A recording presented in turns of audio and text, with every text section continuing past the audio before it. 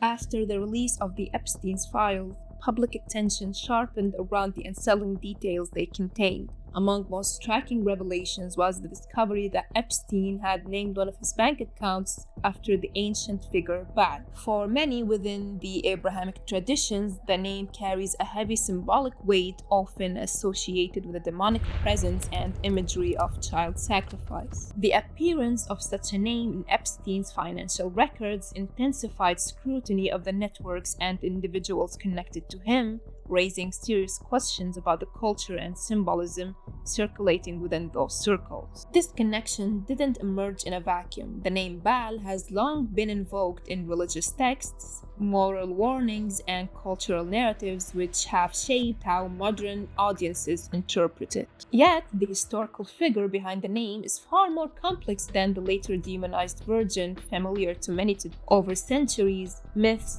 fears, and theological polemics reshaped Baal into something unrecognizable from its ancient origins. So, how did a revered ancient deity become a symbol of evil in the modern imagination? Did the people who once honored him truly offer children in sacrifice, or is that a story born from later religious rivalries and political agendas? And what happens to our understanding of the ancient Near East when myth, fear, and misinformation are allowed to overwrite history? First, let us learn who was Baal in ancient history.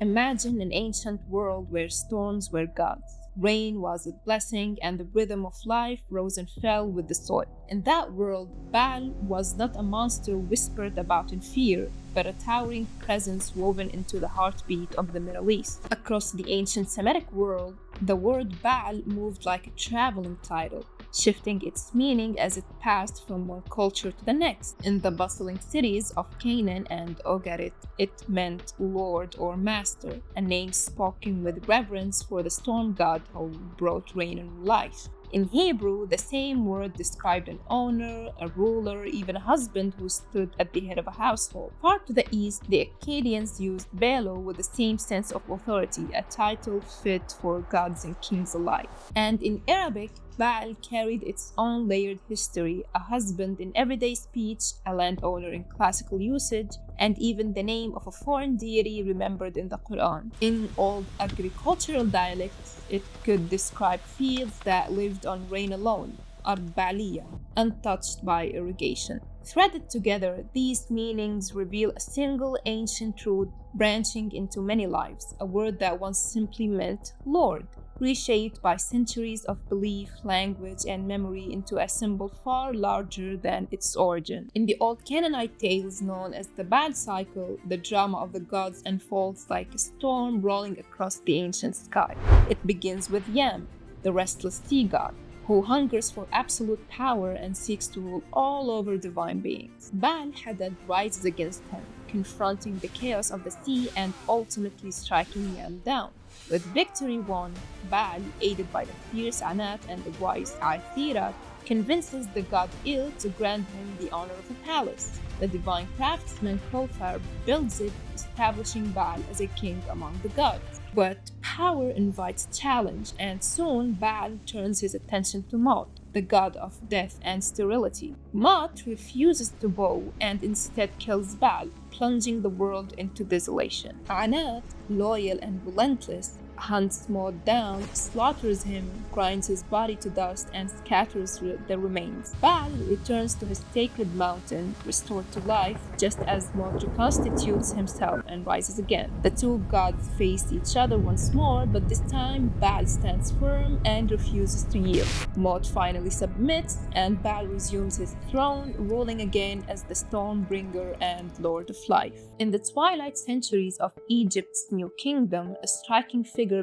began to appear on carved scarabs, Seth Baal, a fusion born from the meeting of two powerful worlds. When the storm god Baal swept in from the Near East, the Egyptians saw in him a reflection of their own fierce deity, Seth, Lord of Chaos and Tempest. The two merged into a single formidable being. On one such scarab, Seth Baal unfurls his great wings as if commanding the wind themselves. A horned, conical headdress rises above his head, its long streamer trailing behind him, and a sharp, pointed beard marks his face with authority. Beneath his feet crouches a lion, an unusual mount for Egyptian gods, but a familiar companion to the deities of Baal's homeland.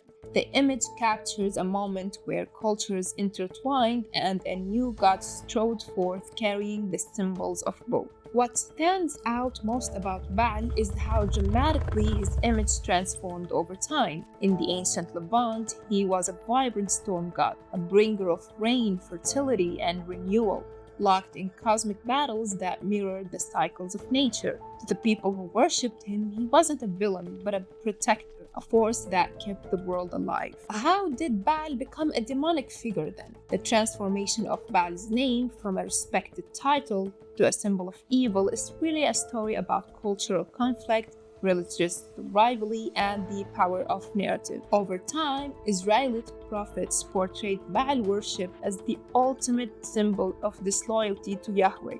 Stories emphasized the most extreme or shocking aspects of neighboring rituals, sometimes exaggerating or reframing them to warn people away from foreign gods. As these texts became foundational to Judaism, Christianity, and later Islam, Baal's reputation darkened. What had once been a title meaning lord or master gradually shifted into a shorthand for idolatry, corruption, and spiritual danger. The Bible reshaped Baal's identity from a regional storm god into a symbol of profound evil by associating his worship with practices it condemned most fiercely, including child sacrifice and illicit rituals described in Leviticus 18:21 and 22:5, the abominations denounced in Deuteronomy 12:31, and the desperate offering of a king's son in 2 Kings 3:27, ultimately transforming Baal from a culturally significant deity into the embodiment of idolatry and moral corruption within the biblical tradition. This reinterpretation invites a closer look at how similar accusations emerged in neighboring cultures, raising the question of whether claims of child sacrifice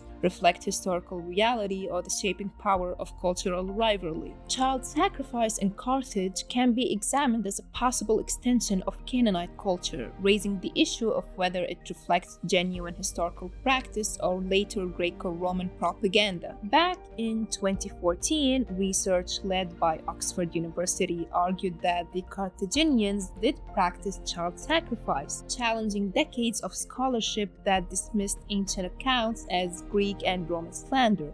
By combining archaeological, literary, epigraphic, and historical evidence, the study concludes that Tophets, cemeteries containing cremated infants, were not ordinary burial grounds but ritual sites where parents offered very young children to the gods Baal, Hammon, and Tanit. Inscriptions above the urns describe parents fulfilling vows and receiving blessings, suggesting intentional offerings rather than natural infant deaths. Dr. Josephine Quinn, one of the authors, explains that earlier scholars rejected the idea due to modern moral assumptions and concerns about ancient propaganda, but the evidence now appears overwhelming. In response, G.H. Schwartz and his team represented the available archaeological evidence with a completely different lens, insisting that osteological evidence shows that the Tophet contained mostly prenates, newborns, and children under 5,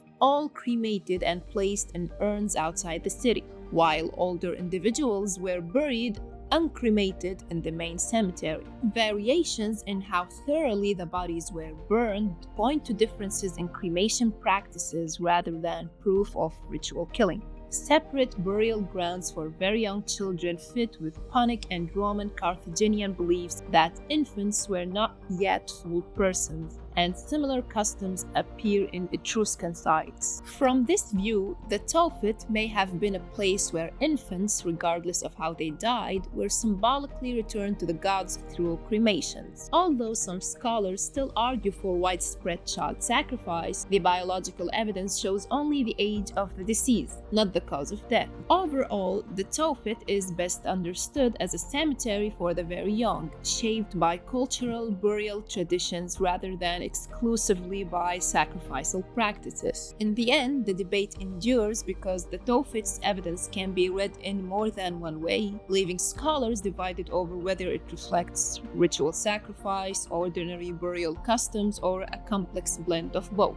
The cycle of Baal continues. Baal's journey from a life-giving storm god to a symbol of evil shows how powerfully cultural memory can reshape the past. Across biblical polemics, Greco-Roman accusations, and modern debates over Carthaginian Tophets, he has become a surface onto which societies project their fears and rivalries. The dispute over child sacrifice illustrates how historical evidence can be read in competing ways, with narratives born from conflict over outlasting the realities they describe.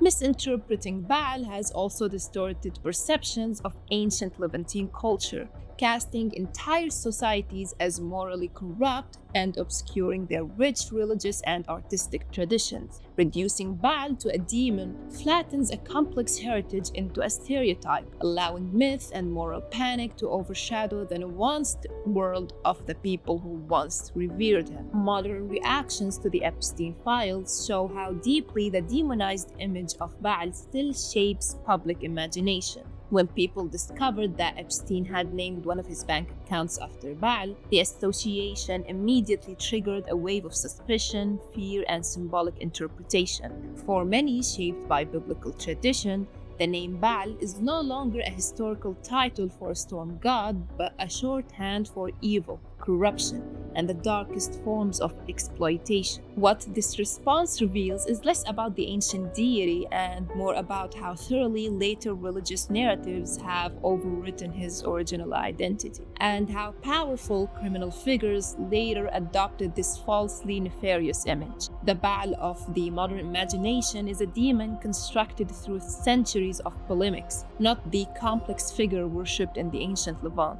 When that demonized image is projected onto contemporary scandals, it reinforces the idea that ancient Near Eastern cultures were inherently sinister, collapsing their rich religious traditions into a symbol of depravity. In this way, the Epstein files didn't just reignite interest in Baal, they amplified a long-standing pattern in which misunderstanding the past fueled modern moral panic, turning an ancient god into a cipher for everything society fears in the present.